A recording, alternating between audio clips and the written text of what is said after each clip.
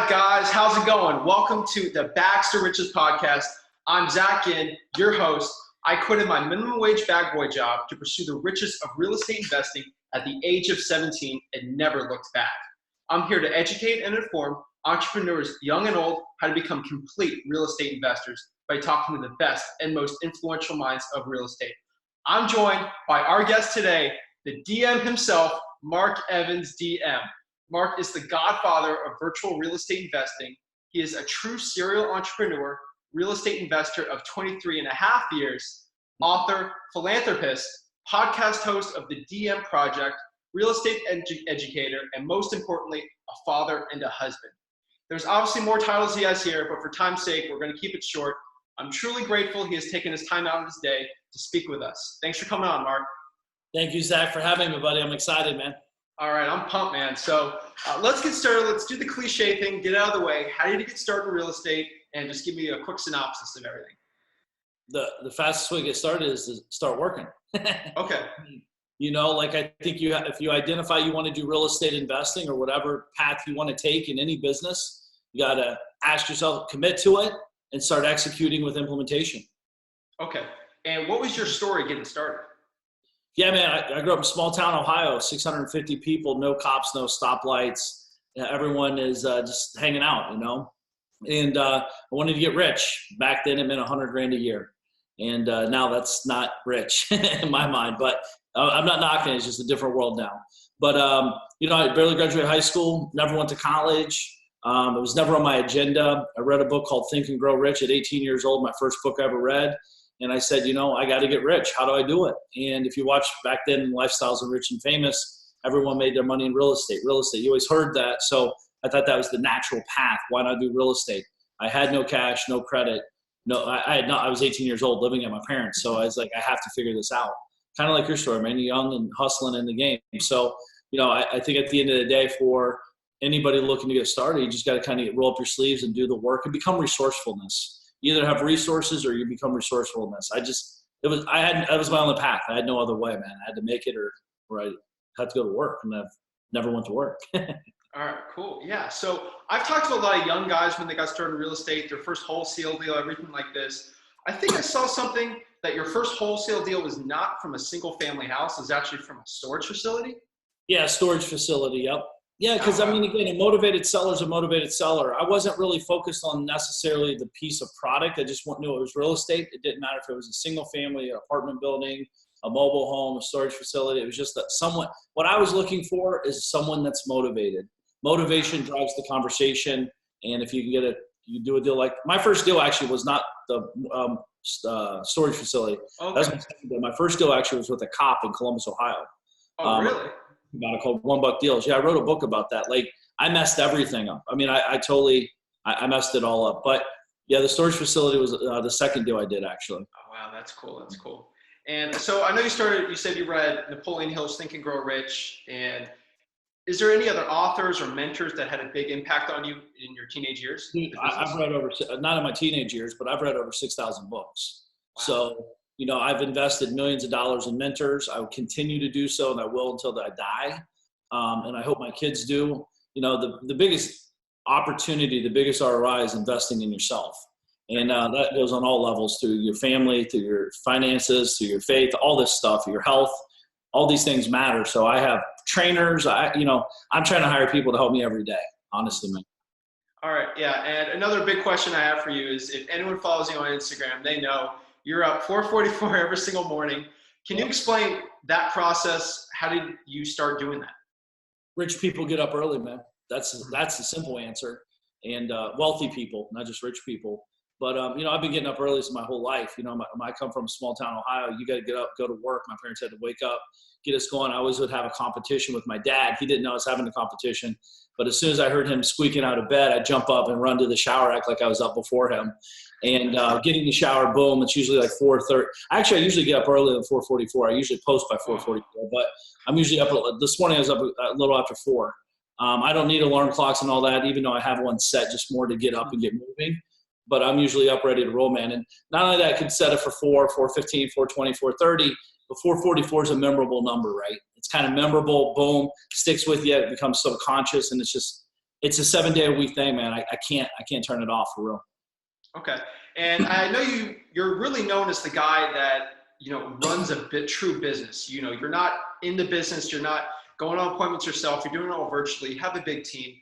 Did you really have an epiphany in your business that you said, I got to stop being this mule guy. I got to be the magician? What was that trigger for you? October 8, 2005, my grandmother died in front of us. So the trigger to me was like, holy shit, life is short. So I held her hand 2 weeks prior, told her everything, how much I loved her and everything she meant to me. And then I realized, because I was a mule, man. I love working. I love everything about it. It's how I was raised. It's in me.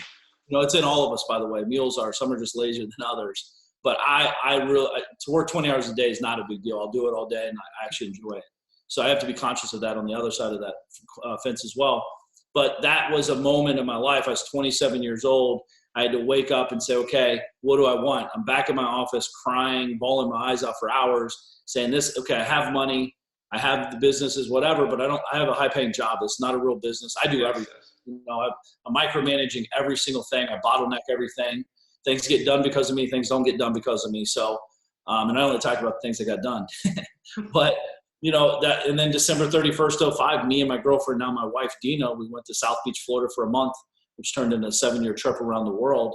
And that's when the epiphanies start happening. And this is before, guys, again, just so we're clear, because you have a younger audience, I had flip phones, right? These are the old flip phones. There's no internet on your phone. I had to have a fax machine. No one ever did not go to closings. You only went to closings. That's how you close deals. So I literally, December 31st, 05, I didn't go to closing. I've not been to a closing since then. So, because, technology's evolved into different paths, and, all that stuff. So it's been really wild, man. And by the way, I still have epiphanies constantly growing and pursuing greatness. Wow, that's great. And what would you say are your values that guide you as a person and the values that you instill in people in your business? I don't like your core values. Like one of our first ones, care 360. So care for yourself, number one. If you're not taking care of yourself, you can't take care of anybody else. And then not only that, do the right thing. If you're talking to a seller and someone just died, don't try to hard sell them. Get off the phone and send them a nice gift and let them know you're thinking about them, and you'll be here when they're ready, because you'll be ready. So I think, stuff like that is a very big piece. I own 16 different companies, so I'm not just real estate anymore. But I'm involved in a lot more other than that. But I think it depends on what one wants. For me, it's like work hard, be smart, be an independent worker. Know that, the team's only as strong as the weakest link. Educate my people. I used to mule them out and beat them up and, pay them less and give them more. Now I realize the power of the magician effect, where I can actually teach them how to be smarter, elevate them, pay them more money, give them more roles and responsibilities. And actually everyone wins because they want to level up, Yeah, and if you guys don't follow Mark Evans, please follow him on Instagram, Facebook, YouTube, everything like that.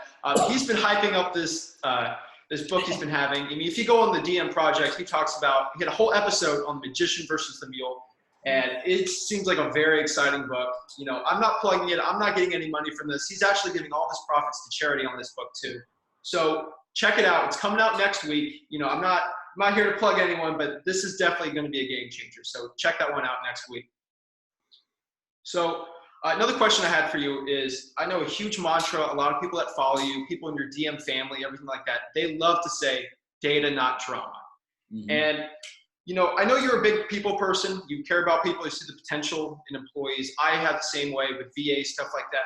How do you really separate the emotions from your business? Because it seems it's very hard to do.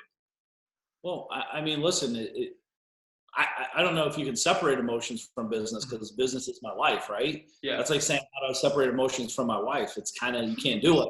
I think the key is that you got to understand what the higher purpose and what you're trying to accomplish in the company. The company is a person itself, by the way. A lot of people don't look at the company as an individual. It is an individual.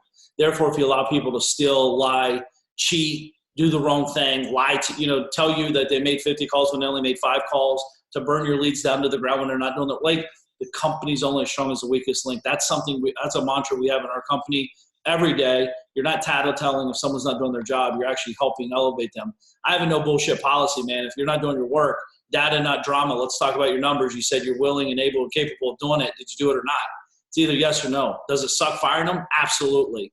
Does it suck when is it amazing when they actually step up and do the work? That's the best feeling. That's what I'd always want. Unfortunately, that's not how it works. Probably about 30% actually step up and do the work required. Wow.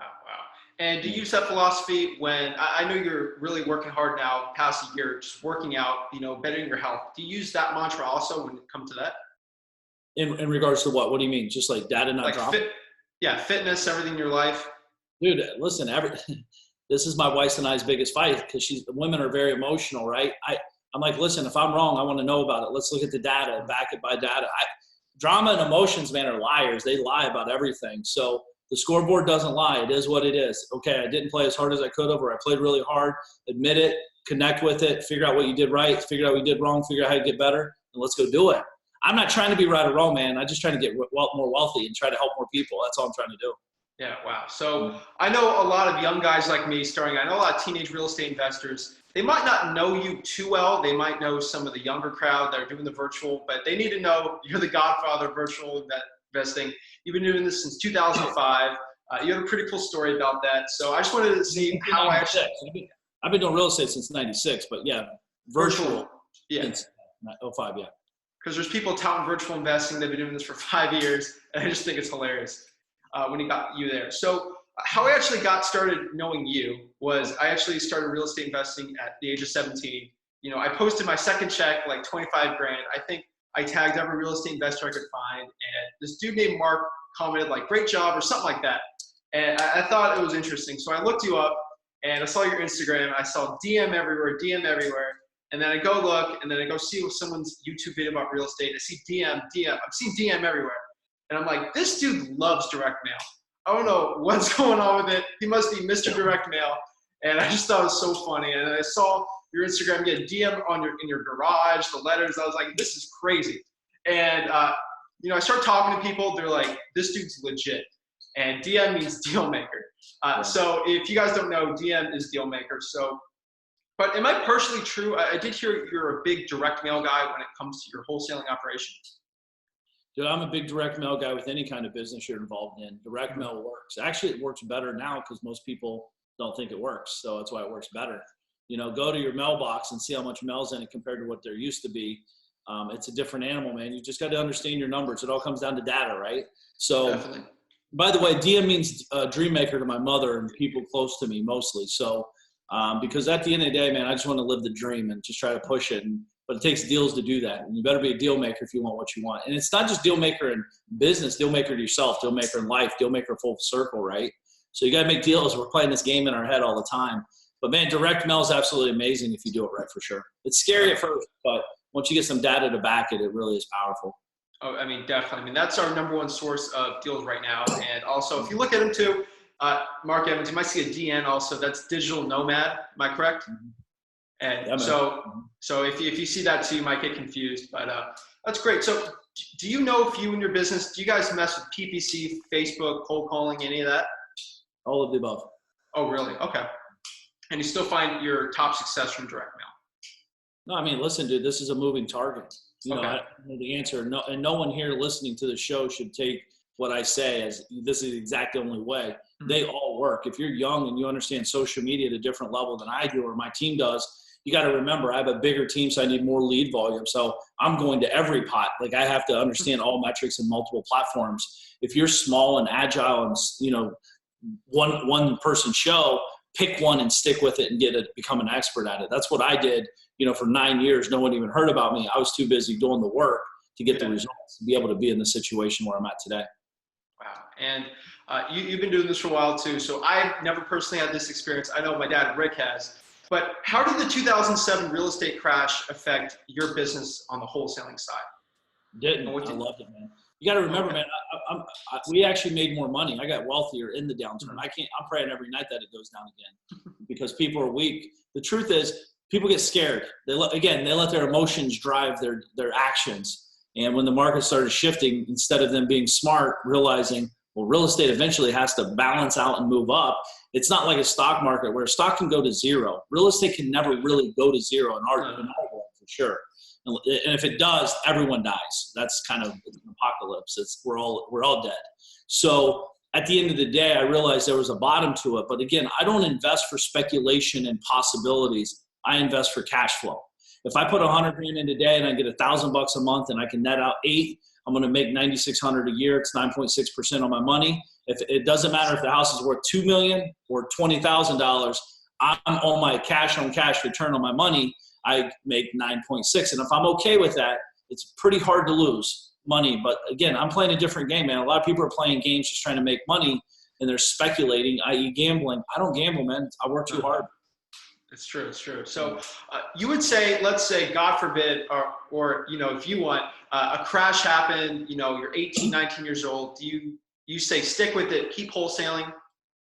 I'm not saying that at all. I'm saying what you're good at and what you can make money doing by serving the community that's what you're working in. The biggest problem when the market does shift, it's not a matter of if, a matter of when it does shift, you better have relationships. Most of these people are real estate whores, man. They're just sending an email out trying to get a deal. Buy my house, buy my house, buy my house. But why don't you slow down and send an email and says, hey, is there anything I can help you with? Hey, do you need access to private capital? I know this guy. Hey, what else are you looking for? Hey, is it like build a fucking relationship with your people so you can actually benefit long term. The problem is right now, everyone is so transactional. There's zero relationships, man. Definitely. It is the biggest problem right now in all businesses. People are complacent. They're lazy. This is why my brand continues on. I spend more money probably in gift giving than most people in a month than most people do in their marketing in a year. I'm gift giving. I'm relationship building. We're flying people places. We're meeting people places. We're paying for drinks. We're sending it doesn't end, man. And it only gets bigger. But I realize that's the power of connecting with people and getting to know. Like, that's how you build a real brand, a real business. You got to invest. Definitely. I think 2 podcast shows ago on the DM Project, you talked all about that. The most important investment you made was in yourself and relationship capital. And I definitely recommend you guys listen to that too. But we'll get that one sooner or later today. But so where do you think the real estate market is going to be going in the next 4 years? Does it affect you? I mean, where do you think is going to happen? I spend zero time on it. I have no clue. Okay. No one knows. Everyone's talking about the same thing. Dude, I focus on where I'm going. I focus on the economy. Just happens in my initial Mark Evans. The only economy I can control is me. Definitely. You know, but again, when you're investing in cash flow, it doesn't matter where it goes. It really doesn't. The truth is, if it goes down, my cash flow goes up because people, they stop buying, they start renting more. Therefore, supply demand kicks up, you know. So honestly, I'm not saying this to be silly. I put zero thought into it because it doesn't change my life. Definitely. And so on your long-term cash flow, besides, you know, investing in your businesses, are you doing a lot of multifamily also? I'm private investors on multifamily. The truth is, dude, I hate real estate. I don't care about real estate. Real estate to me is just a product. It means nothing to me. I don't get excited about the front door. I don't get excited about, you know, the handles or the light bulbs and all this other shit people get hard-ons on. Like, I don't care about it. I care. It's a product. It makes money. It's a process. Like, I understand that it is what it is. I like my houses that I live in, no more, no less. Like, it's just an ends to the mean. And I think people, when they're like, I'm a real estate investor, are you really? I'm a real real estate investor, dude. Like, now where I'm at, wholesaling's not investing. Wholesaling's wholesaling, no more, no less. Don't confuse it. So you're saying real estate's the product to ends to the mean, but a real investor invests their money, invest their time, invest their energies in building a real business. Wholesaling is not a real business. You don't have to believe me. Ask any wholesaler how much they've sold their company for. I've never met one person that sold a wholesale company ever. Because it's not a business. Businesses you can sell. Wholesale businesses you can't sell. That's so insane. What it is. Rick said the same thing last week. It's kind of weird, almost verbatim on that. I've never heard someone, you know, publicly listing their wholesaling company, you know, guys talking about scaling. But yeah, that's very interesting. So it's scaling chaos, though. They're scaling a lie. They're scaling chaos. A lot of people are full of BS out there, man. It's just a straight up thing. And I'm not knocking anybody's hustle, but like, it's real. You're just a wholesaler. It's not a wholesale business. You're just a wholesaler. Again, treat it as it is. It will serve you. You can make a lot of cash, help a lot of buyers, help a lot of sellers, but like, don't think that you're building this a massive brand. That's why real estate's not my biggest company anymore. I have other companies that are way bigger than my real estate company because I've taken all that cash and put into real companies that could sell for 7, 8, 10, 12x multiples of many millions of dollars. Not only that, dude, real estate has constraints, capital constraints, product constraints, time constraints. There's real constraints. Not to say the other businesses don't, But real estate is a very centralized, narrow marketplace. When you look at the whole, like, do you think Amazon would be where they're at if they only worked in like Washington, Yeah. like Seattle? Like the answer is no. You can only get so big. So wholesaling, typical wholesalers, they're only, and again, I've been there, so I'm talking out of experience. Like, you know, if you're making 80 to 120 grand a month consistently, you're doing well. But be smart, take that cash and go put into real product, real businesses that can grow to a whole nother level. Okay. And can you just talk about the book Magician versus the Mule? Like what is it about? Just can you give me a quick? I got it right here, man. Edited. Oh, wow. Edited. Nice. No, man, honestly what it is once I realized like we're all created as mules, right? You, me, that's how we're created. You go to school, you say, sit down, shut up. If you need a question, raise your hand. If I don't call on you, put your hand down. If I need to go to the restroom, I might let you, you might not. Like, it's designed. It was designed for that culture. It was designed for that time when it was created. Schooling system. It was very structured. Put the kids in school while mom and dad's at work so they can go make money, but also do X, Y, Z. But teach them. We need to teach the next generation how to be workers so they don't think for themselves. By the way, I don't just talk this stuff, dude. My kids are homeschooled. I homeschool my kids because I don't believe in the school system. I don't hate school. Oh, I did. I hated school, me personally. But I think school's amazing. I got a lot of people I met there and all that. But times have changed. And I've realized that it's a whole different world. So Magician versus Mule is really understanding that we can mule it out. We all can make money. We can all be mules. And when I say a mule, it doesn't mean you don't make money. You might make $1 million a year, but you're working 90 hours a day. You're never hanging out with the family. You're doing all this stuff, making money, but you're not living. A true magician is the type of person that you see and you're like, how the hell did they get everything done every day? It's because they're thinking different. They're doing different types of activities. They're working, but it's a different type of work. For example, I like to talk about one to many. Podcast show, this show you're doing right now, this is a one conversation. It goes to many people. It can get downloaded one time or 1 million times. Doctors don't have this going on in their life. This is why doctors get capped out and wore out. They can only, their business model is one-to-one, patient to doctor, which is, I'm not knocking this. This is a reality. This is a problem in that industry. So they're trying to figure out how to do telemedicine where they can be anywhere in the world, sit behind their computer and help someone, So there's a lot of magician style things that we could do. Honestly, man, my job is once I realized what my unique core value was, as Dan Solomon calls it, unique ability, is I'm very good at seeing big picture. You put me in the details, it's over, man. I'm done. But, I'm good at, I understand financial investing in other people, uplifting them and leading them and driving the pack. And I hate losing. So, magicians, I don't care about winning. I just hate losing. I don't want to lose. Winning's winning. It's whatever. It's part of the game. But I think at the end of the day, man, my goal with the book, Magician vs. Mule, is to help everyone at all ages in all industries realize that there's different ways. And I don't care if you own a hamburger shop in your hometown. Ray Kroc is a magician, right? Was a magician, I should say. So he had a hamburger shop. He just figured out how to become a magician with it, which was by one of the biggest real estate investors as well. So hopefully the book is well received. I've shared it internally with my DM family, right? So a lot of cool things. I mean, I've worked on it pretty hard really hard. And because I want it to be a good book, man. I really want it to make someone's life easier and help them carry on a bigger legacy in their life much easier as well, more profitably. Okay. And I wanted to talk about your impact here. So this book, so what charity is this book going to go to the profits? Well, I have 2 or 3 different charities, but the biggest one is Caring House Project Foundation. Okay. That's Frank McKinney, right? Yeah, correct. Great guy. So I wanted to just deep dive on the impact that you've been doing. I don't think you get enough recognition for it. I know last year you actually went on record, said your goal was to raise $270,000 to charity in 2019. Do you have a goal this year for charity? To beat last year, we raised more than 270 grand though. I don't really publish. Wow, congratulations. I do certain things where I'm gifting stuff, right? I think there's certain things. We're marketers, by the way. All of us are marketers first and foremost. If not, you have no business, first of all. But my marketing components, I just recently gave away 2 Super Bowl tickets to a kid. Yeah, I saw that. It's about a $30,000 trip, right? Because we're doing first class flight. I'm not giving them tickets in the terrible area where they can't see anything and then sending them on a Greyhound bus for $12. Like everything's first class over the top. And then we even sent them to Orlando for a week, 4 days. to hang out with his mom and do some cool stuff in Animal Kingdom and all that. But, our goal is to help make an impact in people in general. My team and all my companies with Care 360 Project is recently we just paid for some home care for her 2 kids because she recently lost a job and her husband, all this crazy stuff.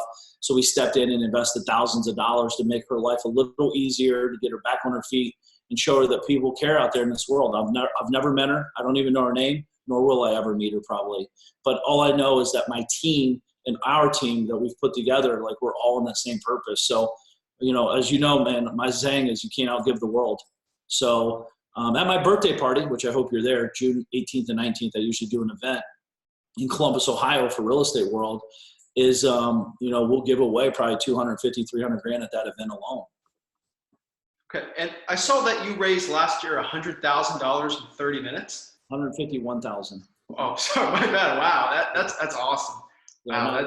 It's amazing, man. It's not, and again, I'm not taking the credit for it. It was just an idea I had, and I do some really cool stuff. I have some great artists that come in and really step up to the plate. I actually buy the artwork. I don't even ask for it for free. And I step up, and my team, the DM Nation, really kicks up and opens their heart and really understands the power of giving. Wow. So yeah, I mean, I listened to your last DM project where you talked about Nick Debray. That was an amazing one. So I was working out at the gym. I was hearing Nick Debray, the story from your last DM project podcast, and his attitude about life. His drive, his happiness, him helping everyone out. I mean, that really boosted my confidence. I mean, I went crazy at the gym hearing that. I mean, his attitude was better than 90% of everyone out there. And I just think it was just so motivational for me to hear that. Yeah, and I appreciate you having that. Yeah, no, thank you. It's the best interview I've ever done. You got to understand, he's 13 years old, man. He has like a real cancer. Like, it's not a joke. So I think the thing is, you said 90%. I think it might be more like 99% people. Like, his mindset, his drive, his goals. We actually just set him up with a podcast show. We've been helping him behind the scenes do a lot of stuff. We spot him a lot of cool stuff to shoot his show and do these things and hire the writers and editors and all that fun stuff. So, his goal is to leave a legacy, man, and I want to be a part of that. And again, I don't care about any recognition on it, but to recognize it, to drive eyeballs to it, to help him get more visibility, that's what it's about to me. What is this podcast show called? It's going to be called Nick the Brave. Nick the Brave. I'm checking that one out. I'm going to do it before I work out every day. Okay. Okay. And so I know you're a big proponent of networking, relationship capital. You don't speak about this too much, but you're actually in a group of 2600K mastermind, lot of high level conversations. I mean, what is one of the most important things that you get out of going to masterminds like that? Well, it's not even necessary. So I think if you're worried about what you get out of it, you might already be in trouble before that. Okay. Honestly, first and foremost, I invest 100 grand in a group like that because I'm worth at least 100 grand, right? Like, people get it twisted. It's like when they're investing 3 grand to come to one of my events or 10 grand or whatever the number is, you're not investing. Yes, you're investing in the event, and the goal is you want an outcome. That's a clear distinction. Of course, that's what we want. But the real opportunity happens when you make the commitment and investment in yourself. That's when a whole different level of doors opens up in your head to realize that you're worth it. And for some reason, we forget that because, again, you're young. So a lot of people that's went to college that has $150,000, $200,000 in college bill that were stoned and drunk during the whole time during college, pretty much 90% of it, they don't even know what it's for. Therefore, they're not even in the trade that they went to school for. Once you understand, hey, this is what I want to do and I want to invest in it, it really is powerful, man, and really can change someone's life. And I've seen people get more excited just making the commitment, paying online before they even come in. Like, they've made the commitment. And magic happens when you commit. And then you get there, and the power is what you get out of it is clarity, confidence, borrow other people's belief. Like, I could sit across from you and say, dude, this kid's nothing. I could take him on all day. I'm going to work harder. I'm going to work different. And I'm learning from you. I'm learning what you say, how you say it, where you're marketing, where you're not marketing. It's not necessarily what you say. It might be what you don't say as well. So, that's what true, understanding of, I don't say much in those rooms. I'm just there to absorb, and I'm there to learn one thing and one thing only, and that's it. Most people are going to events trying to figure out how to do everything. It's like, well, there's a reason you're not doing anything, because you can't understand or consume everything. It's a lot. And not only that, don't disrespect the fact that it took me 23 years to get here. You know, how the hell are you going to learn this in an hour or 2 days? Shit, how are you going to learn in 5 years? You know, so it's a lot of pieces here, man. A lot of moving pieces with events. Okay. And just the last two questions here, you know. Oh, yeah, sure. I've never experienced this ever before. You know, hopefully one day I will, but how has having children changed the way that you view life and business? I don't know if it's changed the way I view life and business. I mean, life's fragile, right? I think the older I get, a lot of people I know are dying, right? That doesn't have anything to do with my kids, but with kids, it's you know, I wonder what I did with all my time before kids. I think if you don't have kids, you have an advantage. And on the same side of that coin, I think when you have kids, you have an advantage as well, because your hustle is different. Your work method is different. You have to learn how to structure your time differently. You have to know how to be focused, activities. Me and my wife were talking about this recently. Like, we were laughing. We're like, what did we do all day when we didn't have these kids chasing around? You know? But it does give a cool meaning, man. It's pretty cool. My kids are the youngest self-directed IRA holders in the world. Yeah. They own a lot of real estate, a lot of notes.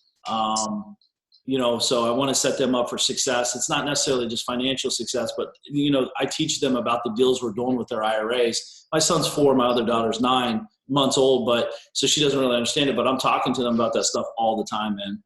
But it's an amazing gift for sure. Definitely. But with that said, please don't rush out and have kids if you don't have someone in your life with. That's the truth, in my opinion. Definitely. I mean, kids, especially, I know you have a young son, they watch everything you do. Especially at that age. So, you know, being a great example. I talked about this on a podcast show, What We Do Matters. Okay. What We Do Matters. That's like part of that is like my kids, like if I walk up and hit my wife on the butt as a, you know, just walking by her naturally, he literally will walk right behind me and do the thing. Like, he does it, everything he's picking up on. So what we do matters, right? From the way we talk, the way we walk, to what we say, what we don't say, how we act, how we react. I mean, all these mechanisms, like, you know, you gotta be very conscious of stuff like that. But it's a cool gift, man. Wow. And congratulations to your kids on successful modeling careers. I know a lot of investors have been doing that. So that's great. So leaving a legacy, that's really important. Absolutely.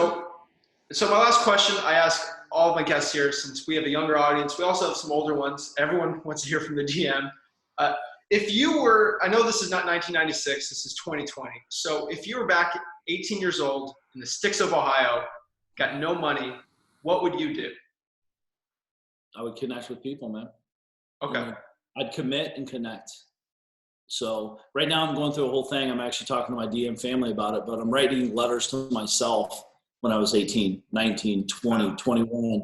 Like, I'm sitting across myself at 18 years old. What do I tell myself? Mark, quit being a pussy, step your game up, focus, don't go hang out with your buddies that are going nowhere. Like, that's the stuff I would say. I know you want to, but you can't. You have to stay focused. They're not going anywhere. You're going somewhere.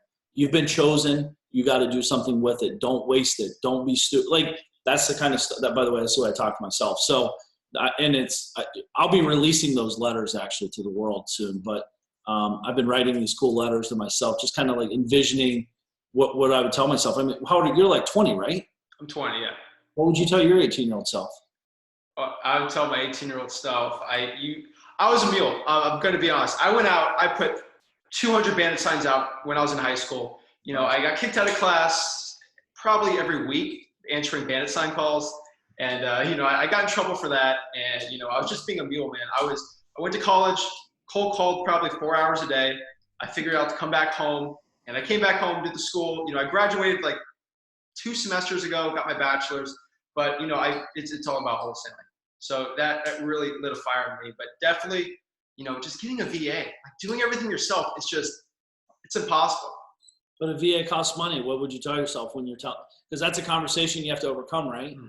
Like, dude, I know I need a VA, but it costs money. Well, how much does it cost? I don't know. It just costs money. Well, if you don't know how much it costs, how do you know how much it costs? Like, it's just this weird, again, mules think differently, man. I'm telling you, magicians start thinking, how can the who to do the how, right? Dan Sullivan always talks about who can do the how for me. I'm in class. I'm going to get in trouble. I'm trying to get my degree or whatever you were doing then. Who could do the how while I'm in there for 4 hours a day? What's a VA? Or your mom, or your dad, or your sister, or like someone has to do that activity. So until constraints happen, you'll always be a mule, man. Until you feel the pain at such a high level and you don't like it anymore, that's the only time people change, for real. Yeah. And I think one of the most important things I learned at 17 was I made the first 15,000, my first deal, 17. I reinvested all of it in the business. I didn't go buy Gucci sneakers, anything like that. I reinvested because I think something you say too a lot is it's not how much you make, it's how much you save and reinvest. And I think that was a really important lesson. Yeah, I don't really say save, but I say keep, right? Oh, keep, sorry. Yeah, I'm not a big saver. I'm a big investor, right? Mm-hmm. So I'm not really like building a savings account. I'm more building an investment account that's growing and creating more rev on rev. But again, great. I love it, man. I think it's amazing. I think if I was 18 to 20, I'd say push harder. Don't slow down. Don't get sidetracked. Don't go to the clubs. I would keep a scorecard. I used to do this myself. I would keep a scorecard of when I go out with my buddies as opposed to when I don't. When I was your age, I didn't really start going out until I was like 20 something because I wasn't a big drinker or anything. But I would like keep score of my, again, data. I'm looking at my data and my movie. Like everyone has great goals, but when Saturday rolls around, they're out partying. Well, my goal's more important than that Saturday night drunk fest or whatever you're doing. Or dude, still today, I don't just hang out. I hang out to invest in people and money. If there's no opportunity to like learn from someone or grow, I'll stay home and watch a movie.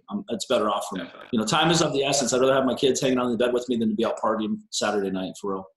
Definitely. I mean, you practice what you preach. I mean, you spend more time with your kids than probably 99% of everyone who has a 9-to-5, and you're making way more money with them. That's why I think it's really important. It definitely will affect your kids, spending more time with them. I think, you're leaving a great legacy. And one other thing too, I know you talk about the DM family a lot. People are like, what is that? That is, correct me if I'm wrong, 33 people? 33. It's a 33-person mastermind he has. And trust me, I've talked to some of the guys in there. They're high level, they're doing great, and they're doing very well. And it's just high level conversations. Yeah, man, it's not just real estate either, right? I have guys in there that own big Facebook advertising agencies. I have guys that own big media companies. When I say big, I'm talking many, many, many millions of dollars a year. I have guys that run massive podcast shows. I have guys that own big turnkey companies. I have guys that, went from solopreneur to 3,500 units in 5 years in that group in the real estate side. A lot of cool stuff, man. Again, to me, this is a 10-year I'm working with people that I want to work with 10 years from now, 20 years from now. Like I'm in it for the long haul, and it's 35 grand a year. It's expensive, on the outside looking in, but it is so cheap when you get inside. Like we just had a guy, like we were showing him some stuff. He's a newer guy in there. And within 60 days, he pulled off over $180,000 in 60 days of extra free revenue. He didn't even know he had access. So, and not only that, that's what he made just then. Everything else he's going to do, he'll go from $2 million to $5 million a year now in his revenue streams. Wow. So it's amazing. That's worth it. And it's not just about the money; it's about understanding the next level between our ears, man. Because you get around the right environment, man. People can really show you some cool stuff. Definitely. So, I'm actually, 30 minutes north of you. There's not many DM type guys near me, but talking to you like this virtually, I mean, it's great. It's like having my own little mastermind, talking to all these great guests, and that's amazing. So just to wrap, yeah. Oh, where you at? I'm in Jupiter, Palm Beach area up there. So you got to get down to Parkland and hang out one day, man. Love to. Oh, definitely. I got family down there, so when I go on appointments, probably once a week down there. No. It's hard in Broward. Holy moly. Why do you have to do Broward? Why do you have to do deals in Broward? Oh, I got bird dogs giving me deals down there. I have family in Plantation, so I've gotten probably a couple wholesale deals last year from there. So every time I'm down there, I always go on the properties they show me. But yeah. I've lived in Florida since 2005. I've never done a deal in Florida except my residence. Really? Oh, yeah, virtual, buddy. I know, man. So yeah, this is great, man. So how do people get a hold of you, and how do people get a hold of you if they want to buy the book, they want to join your mastermind, everything like that? Yeah, no, honestly, man, I think a great way is to get over to my website, markevansdm.com. You can click on there. I got the podcast shows over there. I got data, like content over there. If you want to follow daily content, I do, as you know, on Instagram, I'm doing daily stuff every day. It could be me wakey, daily morning motivation stuff. It could be me hanging out golfing with my son, which almost happens every day. Today's Wednesday, so I'll be doing karate, taekwondo, and golf with him today. I already did golf lessons this morning with him, but he'll want to do it again. So it's like we're always doing stuff. We're always moving, shaking, and baking. And, and I'll be talking about Magician versus Mule. I don't have a site for that yet. It's not live, but we will be going live with Magician versus Mule. And I hope everyone gets it, man, because one, it goes to a great cause. Two, it'll help you guys out a lot for sure. I'm pumped, man. That letter to yourself that you just said right there, that pumped me up. So, guys, check him out. So this is Zach Ginn, Flip with Rick, signing out with the DM himself. You're going to get a lot more content coming out with these podcasts. So I hope you enjoy it. Check us out, flipwithrick.com, Flip with Rick on YouTube, and @FlipWithRick. So anything else you want to say before we sign off?